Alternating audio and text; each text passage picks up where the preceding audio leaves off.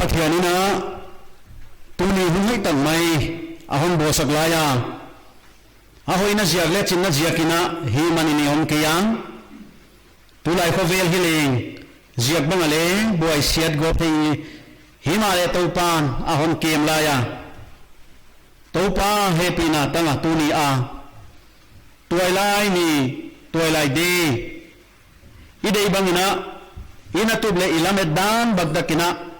zangthi kema le hang pathianina ahonom pia tu zan hunina tugena hun saulo laleng kachia atu pidingina tuilai tele christmas zuina ahia luk bung som le li tang som ni lenga kipanina som thum lenga sung isim di pathian thu inangai di mungzui naman huam mi pi thu pi takte akianga aho samua hochin ama akiheya akianga kwa pe ka kianga hongin apa anu azi atate auna asangam nu le ama hinna nangon to awat kele kanunzui ai thei ke ding kwa pe across kwa hon zui lo tu kanunzui ai thei ke ding no la ka kwa pe win insang lam tum le uchin amasa in tuin lam zo na khop sum na nei ule nei lo thei ding in aman ding dan kwa na ya sur lo ding uchilo in zo swang phu him phota alam zo thei kele ayen pe win yain agela alam zo thei ngal ke ya chin anu san khading hochin bang ma in no laka kwa pe ane teng teng paisan lo tu kanung zu ai thei ke ding chi a hoya himale chi leng apen hitin bangina hi alnom dingwa leya dingina hoi ke egvun ding leng a hoi sam ke ni na pai hiawa kwa pe zang na dinga bilne in zahen achia topan athui sim hia itana vual hon zole chiai pathian kianga thun na saulo inei di topa pathian na he pina ziakina tu ni hunoi tak mai na hon bo saglaya ko chin na ziak ko hoi na ziak ko hi thei ziak obhet loina topa nang ma he pina ziaka hi chi kathia tu zanina topa nasikha natate na mite laka topa nang ma thutak an kuang lui hedin kong kisa hon zangilla na thu hon vo zolilla topa natate adinga topa na thu tu hinna wana topa na thu ko ti adinga ki khek na le na adinga topa ki piang na thatte ang ni thina dingin tu sana ka hon za ding teu ka thu gen ding teu na khuta hon lan hein a honi ta hon tan Nazareth Jesus Christ min so na kya kong thungi amen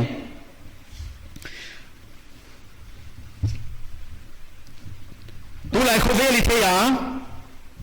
hunna nung ma hita chi thei hunna nung ding pe ma hita khovela thil tung te I theya tulaya ina boy pi ma mu thamlo nan na hi hileng covid-19 ina hon suboy ma maya I program tam pia ki cancela tuilai dei bang le kisa khol na thu pi tang mai na ana kineya lasak ding bang wana thu gen ding tle I can tuam salam le khalama ki thwa khon na ding program na takina akigela Himalaya hun takina kinai theilowina program te cancel ngai na ahongoma kema ma le poi ka sa awo pente laka khat ka hiam turina ka ngai to na hi hong lu ta hi na mu thamlo mitale mu thamlo nan na hi na hit situ kina ahon suboya ikho ta hon suboya ikho khom nan suboya wana ikho sang na tan pharan suboya wana itil hi teng sivuina ai kelelen khom na ai kele thil hi peuma yai ziakina idei bangna I thei ke ahi wa yai na hi awai sia in kwan tampite ki khen na hi ta in lengai te to ki khen na le ahi wa ziakina hiện khát tế băng ina zuaw bula mahi bangi chika mai the wana hi atakilo hi chi bang le gen khamai the himale yain hinna ahon lata a luang bang zahiam le ki kham tai manina ye ki panai mu khian ding tu mi ngina hi thi ato ma maya hi bang situkina kilian sakina kithupi sakina hi the ki sama le hang ye mu thelo nan na lel in le hit situka hon su boy zo ai ye na pathian thupi da le musaka bang situka pathian thupi dinga bang situka pathian la hoi dinga hiya chi hi ahon musaka hi we jakin tu ni na katwai lai pi te to pa na honi ta hi hunna nunga idinga na din mun banga hiya koi lam zuana pai na hiya na kha mong ta hiya duni na kingai to ni ye khovel nuptal na te khovel sau na te mi tu na te waitia ki bola deng chianga ithelo kala nan nai non bom thia sina hong tum the mani na tu a hun la ya hi to pa lam nai ni piang thang nai lo yom khak zen zel le jesu moi pi ni pat kalam en ni chi hi tu zana ikichial na ahi tu zani na piang thang lam igen ke dinga nung sui na lam igen uta tam pi piang thak ivek piale piang thak ta hi ding bang le ki ngai tua ke mom teng bang ale ki piang thak ka hi na hi nung sui na tam pi pugi ge ai bang sia ka nung sui na hi tu ka buai hiya i piang thak na lai gen chiang a dikhinga himale nung sui na a pai buai gi ge tam pi ki om ai imodi pa mu chiang zo lo hi ya lai siang thoa lo mo si te ai ke le Joseph te Daniel te lom ta te amu pathian en tua pathian ama mu bang bang bu chiang zo lo hi dio chi kho hon ngai tua sakai mo si bangina faro tu pha te ai ke le ai gupta thupina te lal na te no sanga te paisana ami te to hi gen thi atel te kho ngai tua chiang ina mi tam pi te khovel mi tam pi te na mu ballo anamu a hitbanga commitment hitbanga Jesus Christ nung zuiding pathen nung zuiding a akipia khyang na thupi ma mai ahi wajakina tu zanina ikipiang na te ngai to thakina pian thang na hot dam na ichi hi pathenina thon liwa hombo sakahya ama ding indel athonai kia aman tamma ma ataba Jesus Christ hong kilu hiya alwa hong ki kham yehi aman tamma ma mai ahi himale eiten ginna a ye to pan e adinga thona honna piak ginna a sang dingina ahon ko isakahi himale nungzui na pen aman atam ahi nungzui na pen nuam taga to pa nungzui a e un natan lel e nob sang natan lel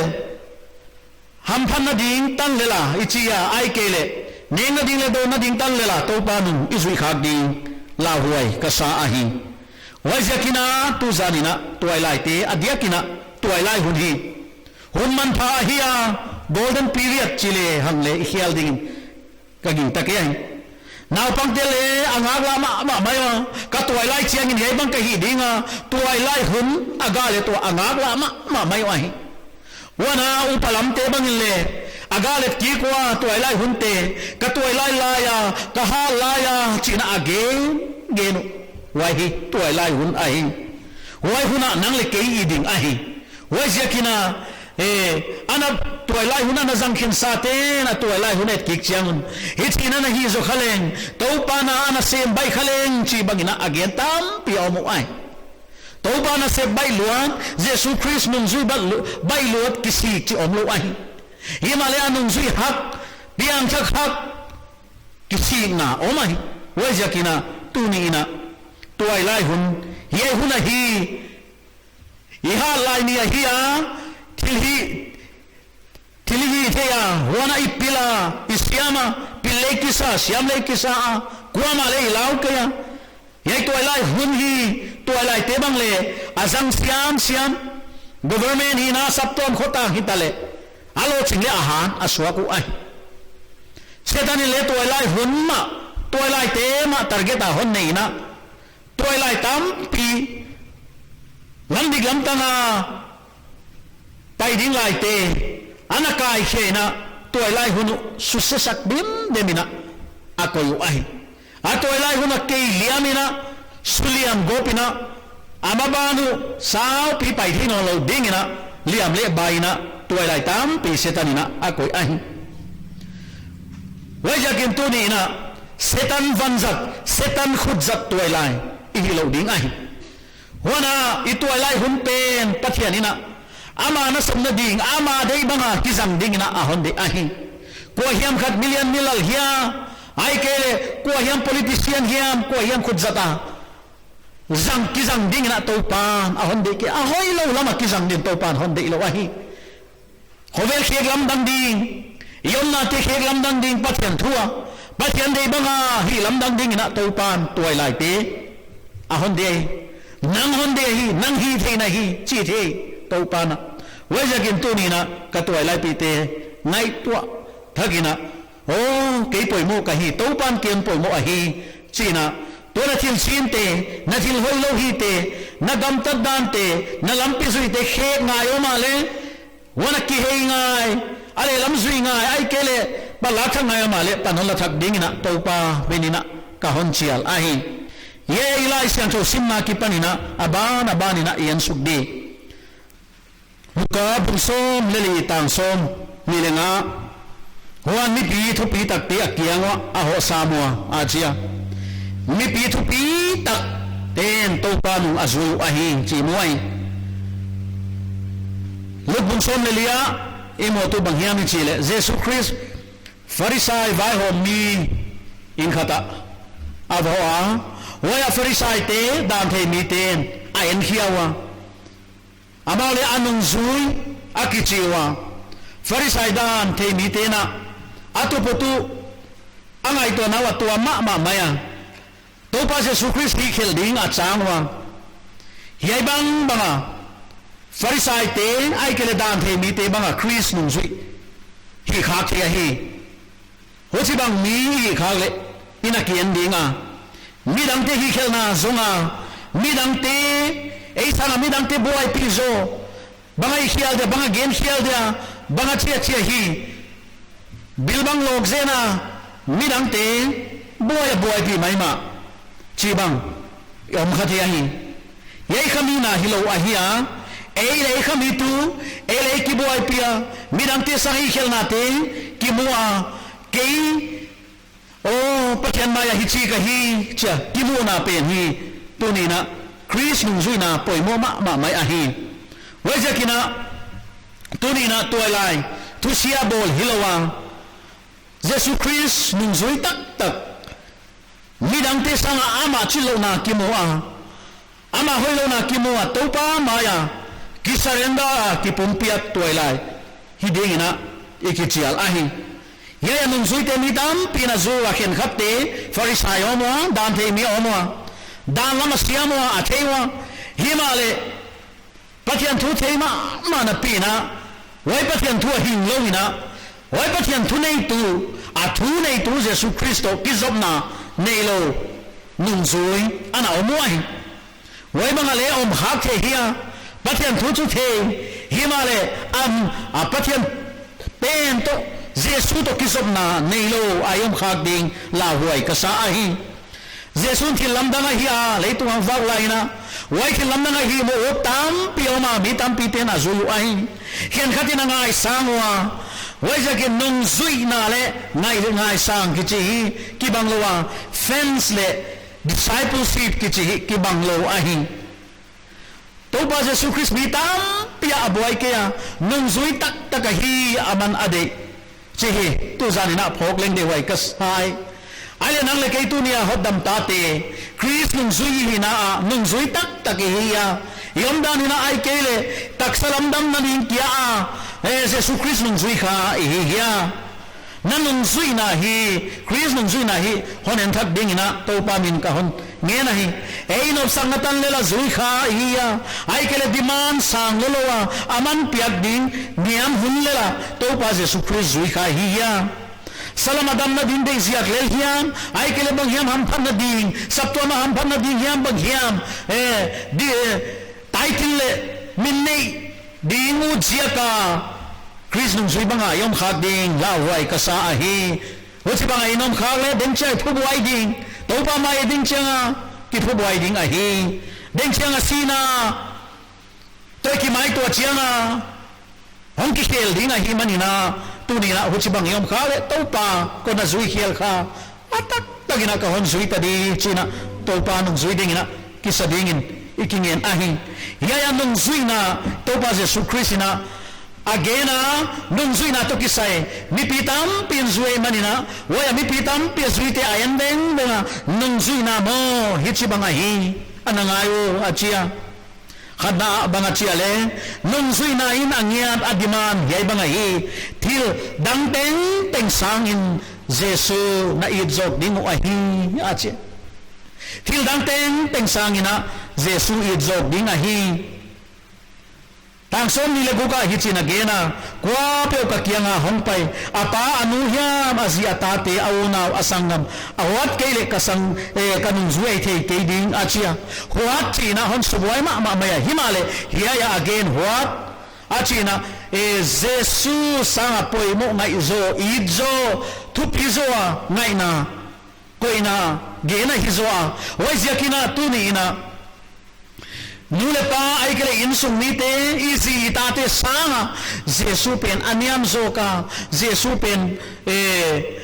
insunga mun neilowa mun lai jang tang khalowa nahin na mun poimo pen tang khalowa aom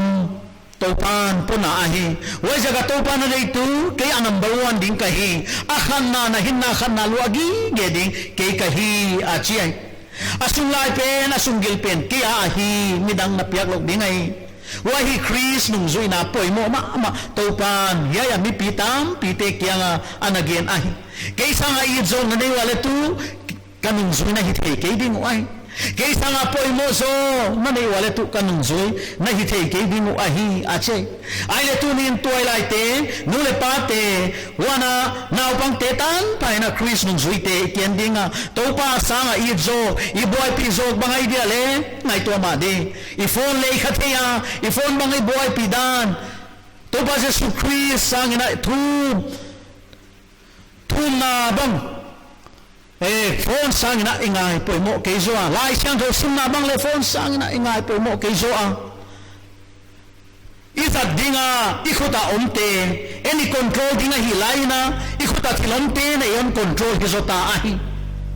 itoi kha kele hoi zonga tai mai na poi mo sem ding lai ki khom ding lai ai kele bang hiam thom ding lai bang le bang phone bang hil kha tai deng mai te ki ai wai jakin to pa athia yai ti ko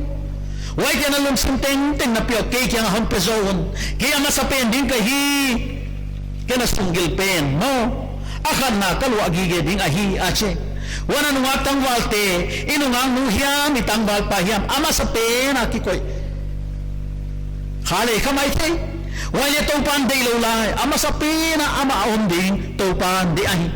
wana to lai te tu ni na ngai to ni gam gine hi to pa Jesu Christ sisana tatte gam gi to pa Jesu Christ sisana gam gi khunga om te gam gine te e chi kha igi prok ding ahi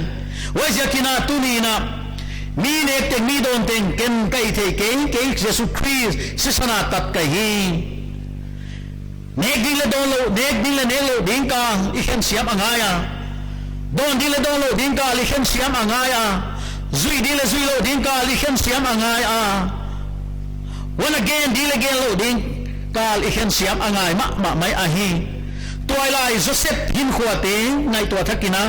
Daniel te lom ta hin khuate ngai to thakina a hin kho challenging tam pi ato om himale to pa ding a ding kip nung zui muan huai ana hiu a hi wai jigin toilai hin kho kem tu muan huai hi ding na to pan a hon de a hi na hin khuat bang chibangina na kema na kem siang tho hia ahon sam tu pa anong izui tu pa zo siang tho ma mai himale tu ni ina toilai tam pite isiang tho zo ke u ahi negle do na isiang tho zo ke u ahi deble muama isiang tho zo ke u ahi ki kem zo lo ipum pi tak sai pum pite kem zo lo te ki hi ahi to pa Jesu Christ na Simon Peter kianga hiaite sangin kenon hizo hia machia topan Simon Peter kaya kay ama sa pena non ko di nga hi naon hi pen di nga hi siya di mabangina duli na topan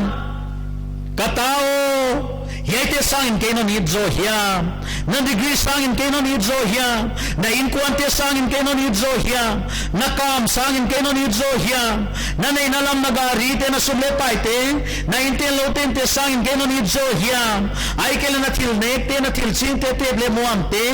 sangin kenon hizo hia na hamte ite na zudon te sangin kenon hizo hia na phone sangin ay kele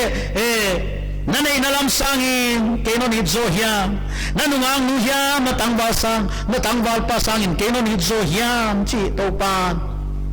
ahon dong ahi ama i pending topan di ahi wana ani na akwa pe cross boa ahon zuilo tu kanun zuya hitei keding achinon ahi ani na yai bungsom le litang som nile sagi luka imu ahi cross po azui cross ichi hisina ahia dying and living si topa Jesu Christ ading ahinte kihi ahi poli na solta poli na china na gena eite khelna lama sisa khelna bang chini hin lai dia tunia piang thak ke chi Christ nung zui tam tak ke chi te bang si mai mai hiya le khelna hinge gua khelna hinga online mai ma yaite sikin sai lo hiam cross akil den sa hilo hiam khelna bang si ni hing thei lai dia Kristo kil den in ka umta ana chia sol tak bolin himale ka hinga hi keima pe na hitakeya Kristo keima hinga hizo ahi achi Chris ay mahingding ay pensiding isaun natin asisisak ding ahi isadugol natin isisak ding ahi himaletam pito ay laite hovela yoma bitip tading saun na tam piaoma waite isisak ngai ahi to pa Jesu Christ ay ahin na dingina ahin na dingina to saun nate gilo nate salam tilte isisaka itha ngai ahi chi tu zanina ngai to sakina bang sisaklewa Chris nung zui ko koma ahin saklaya goka ne goka chinga goka hila laia chi to pa non thi ahi yaite deng chianga on tholak nge ding a he pathian mai den chiang ina waja kina nung zui chiam te na ding ina zohan bungya tang son tum le khatai china na gena jesun kathua na omgi ge ule kanung zui te na hi tak ding wa chia nung zui tak lo oma hi chia chiang ma mai kathua na omgi ge ule kanung zui tak na hi ding wa chia yai nong zui na chiang te na ahia pathian thua om na pathian dena ka om gena pathian thu le pathian thua om kichi akala gam lama ma mai ai Jesu thele Jesu ne kal ki gam lama ma mai ahi athina hi khaya ikle ania nei tho na hiya hinga hin hyakpi pathian thu hin hyakpi na hiya chi he tunin kingai to leng de hoi sa hi wajaga tunina pathian thu omna poimo mai bagina wai pathian thu pen ithe angaya pathian thu inek angaya isim tamangaya tunain tualai tam takte lai siang tho simlo lai siang tho to kigam la tam piti onta ahi pathian thu ai hindi hua hi pathian thu hi I khon va ka hiya lam pai na a hon tan va tu a hiya pathian thu hi sa khalam gal do na inam sao igal van a hi nam sao lai siang tho loina setan isat na di idol liam na di izo na di omlo a hi wajia kina pathian nam sao khalam nam sao pathian thu la ding ina toy ding sim ding nei ding athua om ding ina tuai lai te ikichial a hi tuni no ka tuai lai pi te samson hin khuwa kalung sima hong kilang lian ma maya bathianina ama tungtona mil mate zoding Israel te tunding ding pathian nam tel te tungtona ama hong kipatoy ding chia alunggil laina samson pathian de ibanga pathian lung tua loina ahong khosa a atuai lai hin khoina ahan na te apil na atheina ai kele I athahan na te kiswangina kilian sakina azang khefut futa pathian delo bangina hin khwaten zanga khuana ahin khwa iet dele ahin khwa nung lama o aliam nak ma maya dam theino lo ding khopina liam na ahon tuak mai ma ai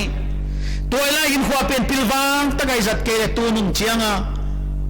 in kho zat ding im baba na in kho zat dinga liam na le bai na to kizang to ding ai wana toila te la ka khem na tu pi ma tu nupa hilo pi nupa banga umma ahia tuni ina mitam takte yeshel na ina puka hi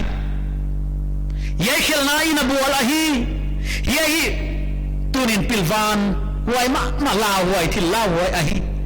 tuai lai hin khuat tu banga ikibual hello ding ahi movies lamen na hinga ina za nasip tello ina zo ina taktakai ke achia setan ina huai bang lai siang tho athu ahilo lama hon sang sak ut ma mai lai siang tho pan sang ma setan ina alai siang tho pen on tuis on hekin ahilo lama hon sang sak ahi toy lai huna nuak tangwal huna nu pa banga om khom na hi lao hoi ahi lao hoi ma mai bao na tena mei to kimol ken achia toy lai tu ni na huchi banga kimol nai le huchi banga kibol khanai le mei to kimol na hi mei aom na ding na oma asa na ding na kizat chiangin om na ding na chan apatwa ma amam thama ma mai hi anwan na te ai kele patton na tam pioma himale aom lo na ding na om chiangin kang mei pata wo ma sina tunga liam na tunga inkang lo kang atungai waja kina hiai mei to te ahia waja nu pa sunga sat ding nu pa polama ki zat chiangina nei aom lo na muna om to bang ahia wain na kang gob ding an suliam gob dinga na khol san mungin le apon amang non ke dingai waja kina hiai pon boy pia nu pi pa pinunga le tam pi boy den lai wai manin toni na toy lai him khwa pilwang ma dingina to pa minina ka hon ngen ahi ilai siang thomina to isim na cross po honzui lo tu kanung zui ahi keding anachi ahi wajia ka cross isina ahia isau na te si sangaya bathian thu to kituak lo ideite idute isi sak angai ahi wana cross lampia se sunu isui angai ahi cross lampi ngai to ma wale ito pa Jesus Christ cross ang pailaina no hina ai kele ngai saklo na ai kele salang na lo sam na te moal pho na te ana tua kahi uchi bang Chris nung sui na tua chiangin o katopan cross lampia tua bang na tuan kahi tua bang teng Jerusalem hosum tenga na paya mite nu Jerusalem mite mu ina zalak takinan omai wai ki kham zui khana imanin tu ni ina lung liap kella kingai kella to pa nung zui nahi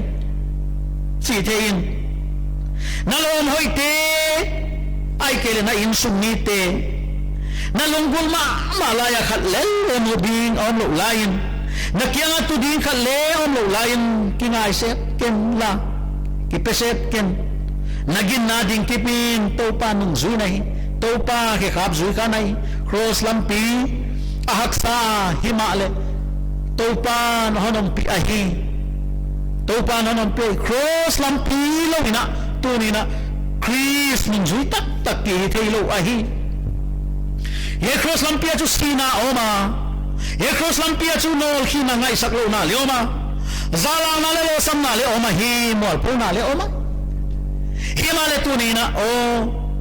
khovel mi te non pak ta ke le khovel hi i khwal sin na gamai khwal ta bangi manin mi te non pak ta lo mai thi na dei banga thil te ngong pai lo mai thi hi wai jakin toilai te tu banga toilai te idei banga thilong pailo toilai dei balena takine na sakhola himale lunglia the keni setani ni hiai wanja taon jang the ahi toba min thupi na dingina isa a toba min thupi na dingina ishi ki sakhola aile tuni ina hichi banga ila khyak the na ding isa khyak the na ding aom lo hunin le topa nang thui en chilen topa isa khyak the na ding wana topa min thupi na ding ai ki zat na ding topan hon lang sak ding hon bo sak ding hon kok mo ding ai wana thum na Chris nun na si na aman piak ding oma hi chi ngai to masain nun na zui mai achia wai tu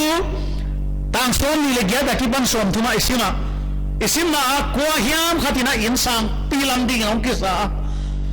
sim nei lo pi na ong kisa khol mo ka ahon lampana himale alai lakhiam koi ongdin khola lam zonon kia waya mupe omai na enwat bang chimai ma hi achina he zumna ai kele mual phona ham tuang mai ma hi hoi taka kipan hinapin akui tung zolo ato tan tung zolo wai ding hilo hi to panung zuna to pan hoi jakina Nina suisia kinon sumo kela nop sina saksia konon sumo kela neng na dile don na dingom na saksia konon sumo kela ille lo na ina ding sia kalan sumo kela commitment topa ano maksa topa zui ngamding hong kisaun na chia atop tan zui thei ding ina zui zo ding zui ngamding ina hong kisaun a chia hi wajakin tuni ina nitam pite Chris nung zui ding ki panwa o ki papungo zo hi huwa atag ma mau himale tu hel bagina hong dau de to pina nek theino don theino lo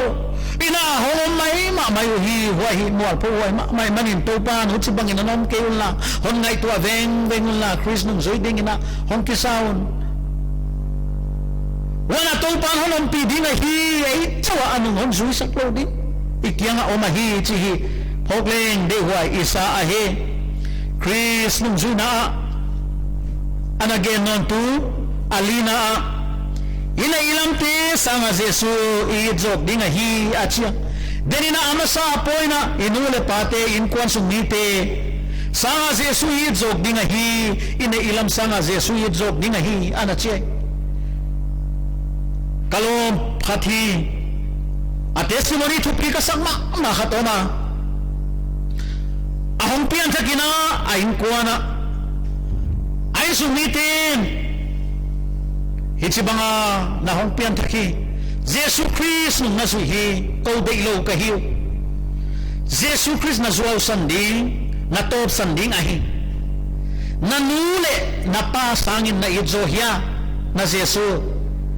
Yai na godi yai te hia na inding yai hia na godi yai hia yai te sangin Jesu na idzo hia chindot na atwa ka hi haksa sama ma himale Jesu amuchiang ma maya pao nuo ka hon itahi yai nei lelam tile ka dia himale yai te sangin Jesu ka deizo Jesu ka idzo no sangin achia aino kipanina hol hiakin awma why din mo na yonki hi I ham thama ma mai hi why din mo na ding bangile tam pin ki zuzolo dingai ine elam te i tun isui pai go te i tun ko hyak ding hak sa to pa dei lo hi chi theina pia koi hyangam lo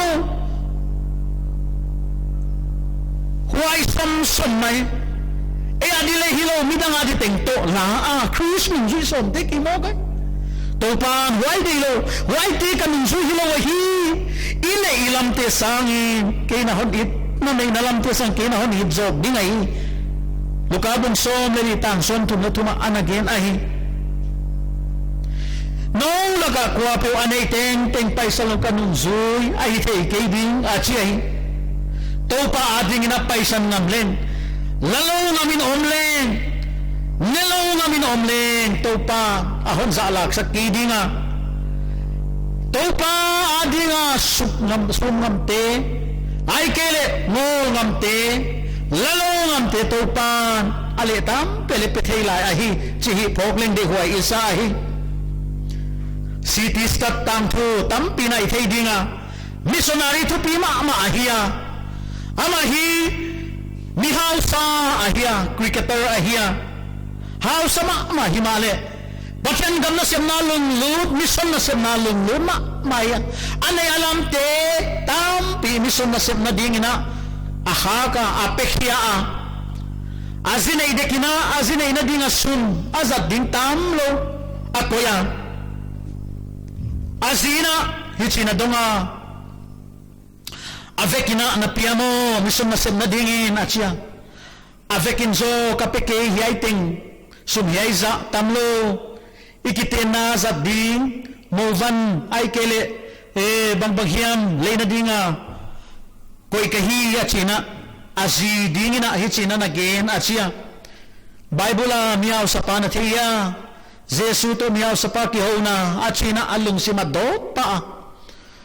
waiting ting azia nei na dinga sum akoi te ting le azi to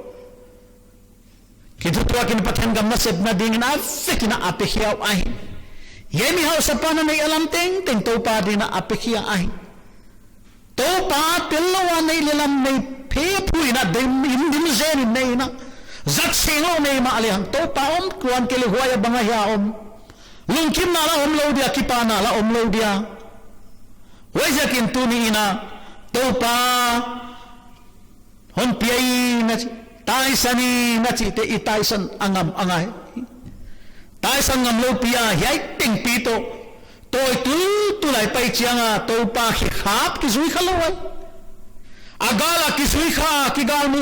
viat atun na dimun ki tung khalaw dingai wajakin lam hai tam pi ki oma hi yai te la khele to pas nu vai tagina izui khei dinga hi city study ni chin again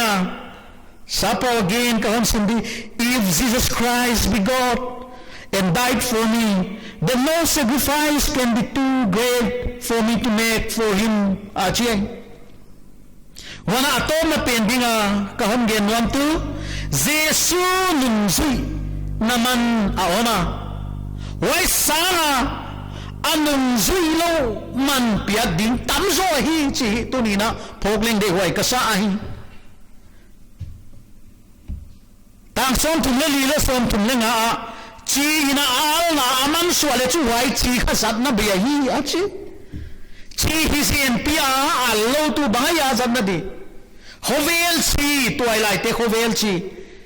ging tu te hovel chi to panung zui te hovel chi laina al na le mi te adina dam na tun tu hi laina ai le hi ai hovel chi na al na man swale ana se bia hi na ting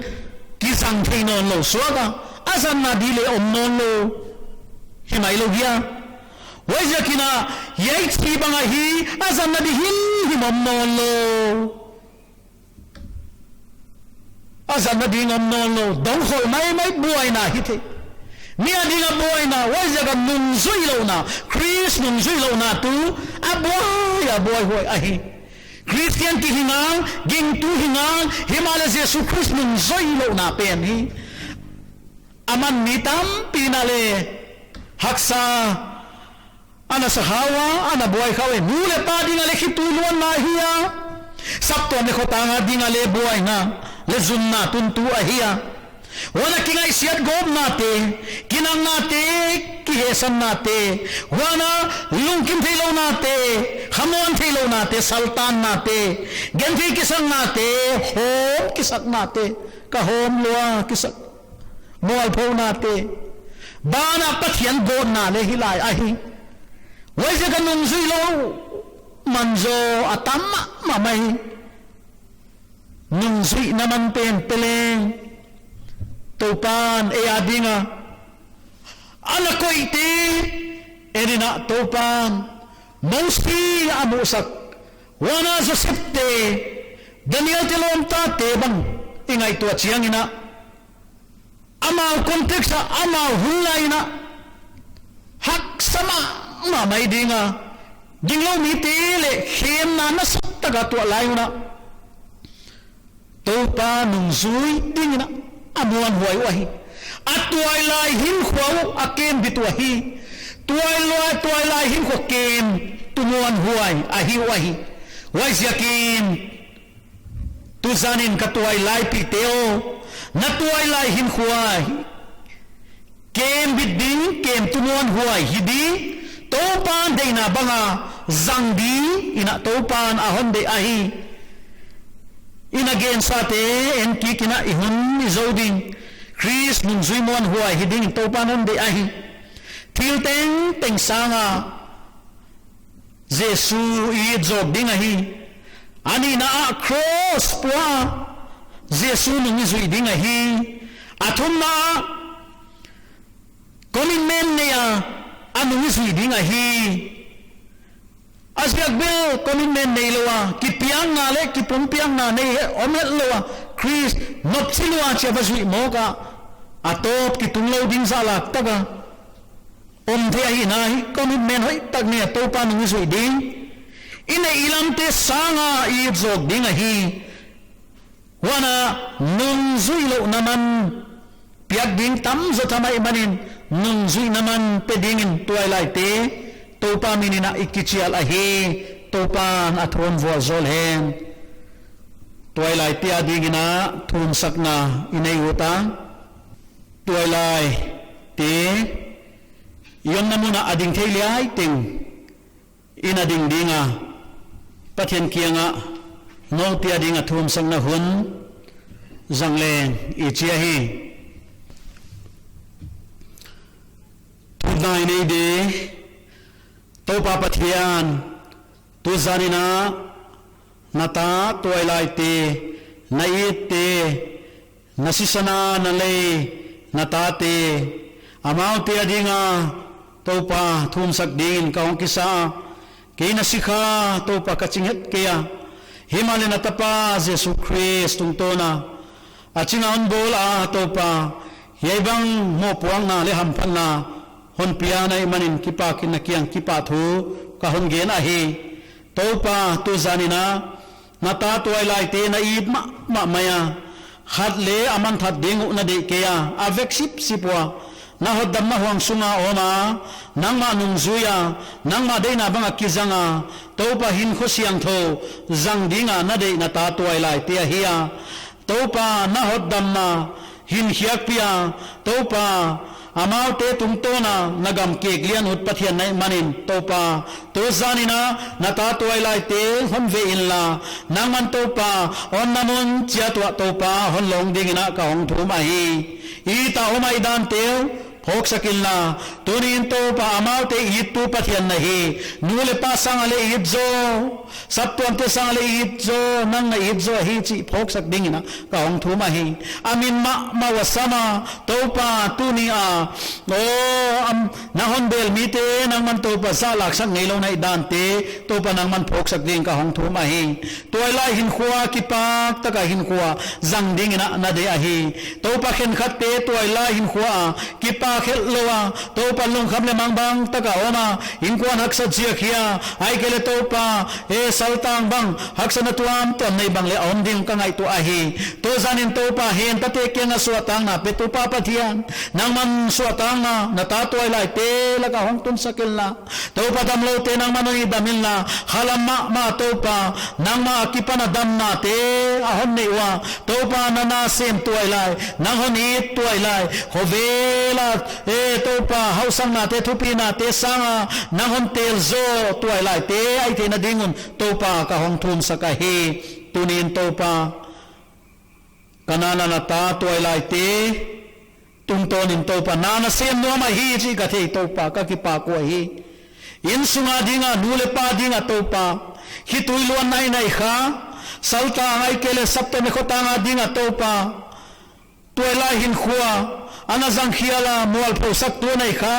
kam kha ko le to pa hon veilla to pa o hani damilla nule pa adinga khamwan na tuntu nule pa adinga vual zolna na ta toila te ding sapte me khota adinga vual zolna na ta toila te ding ina to pa ka hong thum a hi to pa van pathian nang ma khut zat ding nang ma deina banga to pa na zat ding in toila te ding ka to pa ka thum a hi ko hiam khadmi hoilo ai kele million mila lai kele to pa e thil hoilo setan vanjal le khut zata o mailo ding to pa na dinga to pa ding kip nuan huai toy lai negle do na ki kem siang tho toy lai nang ma to pa hon zui ngam toy lai to pa na dinga siang tho ngam toy lai hi ding in amau tia din to pa ka hong thum sakai to pa o tunina ye khovel khwal sin namuna to pa lungai na le haksan na to huna le to pa kingai sia ma ni ki khut dot mailowa nang lam en thia nang lam en na oma hi na vak en thei ding na to pa ka hong thum saka hi tuai lai huna to pa nangon nei te mi am pha ai dan te phok sakil na khel na te hovel nap sang na taksaun na te to pa hi pichin lo white e puk lut mai lo to pa ki kem siang thowa nanga dinga ginom talemon hoi taka khosa tuai lai te thina dingun to pa ka hong thum saka hi to pa nasib silbola nang man na vual sola ako nasib teo na vual sola awana to pa e anexon na teo na vual sola tunin to pa o amau te tung to na to pa insung kwan insung khosang na te hon lam sanga hon dom sanga saptuam sung to pa nang man athaka toilai te tung to na hon ve dingin ka hong thum ahi atak taga na nung zui toilai te hidi topa ye khovel thilte topa bitun na te saun na te salam du gol na te ki subwai toilai thimai lo ding na topa ha hin toilai hiding helna sisam nam toilai hiding in topa amaute ka thum sakahi topa tuni ina amau ke ina ye khovela topa paisa kella ama teu pilna nathutak lampia topa ton pilna akima kianga nang man khiangilla topa nang man nawan sol takte veng saka chingsak ding na ka hong thum saka hi topa o tuniin nana sep no matamma ma mai toilai te tung to na topa amau te hinna wana topa a o teu nang manon zat sakilla aku dakhe teu topa nang ma nasib na dinga topa hon zat sak dingin ngenin ka hong thum saka hi topa o tuni ina setan van zat himailo setan khut thagno na himailo atopa nang ma ket bin na to nang ma deina bang atopa nang ma van zat muan huai nang ma van zat hiam tak mai ahong hi thina dingon topa ka hong thum sakahi anuam haksana nung zui tuai hi a topa anom nakia lela topa na hon zui hilaw topa o ni mulo na le topa ginom taga na hon zui tuai lai te hidingin topa ka hong thum sakahi topa pathiano tunin nata toy lai te tung to na hong kipa toya topa amau te tung to na nagam hon ki glian dingina ka hong thum ahi topa tuni a halama suatang na ana nei nailo ana piang thang nailo toy lai awmole nang manon ve sakilla o topa aki khel ma ngeya na hodam ma huang sunga hon pilut dingin ngenin ka hong thum ahi toy lai miman pha khotanga dinga vuwa zolna hi a topa tuni a nam le gama ding a vol zol na hia nangma gama ding nangma na sem tu se pai muan huai na van zat muan huai hiton tung ding in nata tuai lai te nangma zat ding in nakhuta topa kahon kem sen kahon lan hi a hi pa pathian tunin topa nangma min hon gen sulawa nangma min hon toy sang tu te akam pau te wale topa nangma hon za tak tuai lai te hi a topa o gam gineng taga khosa a o nek dile nek lo ding ka hen the tuai la hi a don dile don lo ding ka hen the tuai la hi a zui dile zui lo ding ka hen the tuai la hi ding in topa na ta tuai lai te hon ve la honom pi le jin sing ka hong thum a hi na hoi na le na chin nine tai san kella hi le le na la hoi te la ka kipan topa nangman hon ve ngil la navan solta kon sing sakilla na khan wa maute hon sel ding na ka hong thum a hi ka ki pa gu topa nang ma khuta hon kem sakin thupi na te patoi na te nang ma hon piain a honi ta hon tan Nazareth Jesus Christ min so na kya kong thum hi amen.